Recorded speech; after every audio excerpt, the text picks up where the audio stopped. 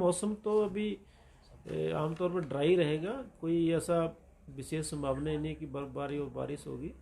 और जनवरी को हम पूरा देखते हैं तो जनवरी में बहुत कम प्रोबेबिलिटी है कि हल्की सी बर्फबारी जो है ऊपर के प्रदेश के जो ऊपरी इलाके हैं वहाँ पे हो सकती है, लेकिन ओवरऑल जनवरी का महीना ड्राई रहेगा। कि अभी तक का जो प्रेसिपिटेशन है वो हमारे यहाँ हिमाचल में 1 जनवरी से 8 तक जो है -100% है। उसका तात्पर्य है कि रेनफॉल लगभग ना के बराबर है, बर्फबारी ना के बराबर है। और इससे पहले अगर 2004 से हम डाटा देखते हैं तो 2007 में -99% जो है पूरे जनवरी में प्रेसिपिटेशन देखने को मिली है। तो इस साल उससे भी कम है। और अभी हमारे कुछ और दिन हैं जनवरी में, लेकिन जैसे फोरकास्ट है, जैसे मैंने कहा कि बहुत कम प्रोबेबिलिटी है कि कुछ आगे बर्फबारी और बारिश देखने को मिले। तापमान नॉर्मल के आसपास चल रहे हैं दोनों, मैक्सिमम मिनिमम।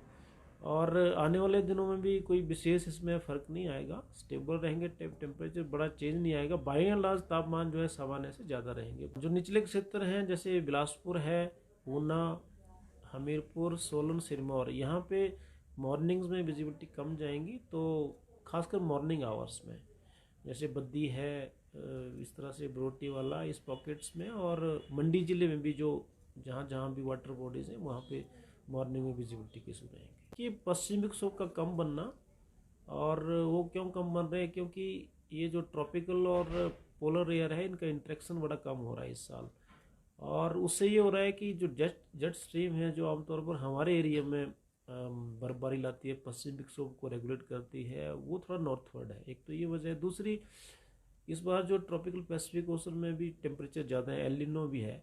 तो एलिनो भी जनरली क्या करता है कि जो विंटर वेदर होते हैं उनको थोड़ा सा उसका पैटर्न में बदलाव लाता है। तो ये जो ग्लोबल फीचर्स हैं हमें देखने को मिल रहे हैं, जिसकी वजह से ये लग रहा है कि पश्चिमी विक्षोभ कम हो रहे हैं। अगर बन भी रहे हैं तो यहाँ आते आते कमज़ोर हो रहे हैं।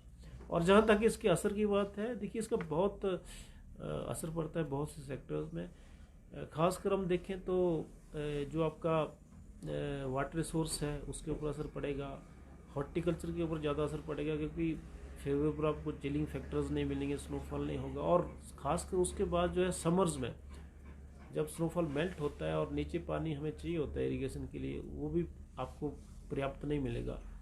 तो इसके बड़ा, और ख़ासकर जो मॉनसून सर्कुलेशन होगा उसके ऊपर भी कहीं ना कहीं इनडायरेक्ट असर होता है। तो इसके बड़े काफ़ी जो है इसके असर देखने को मिल सकते हैं। हेल्थ के ऊपर भी असर आ सकता है।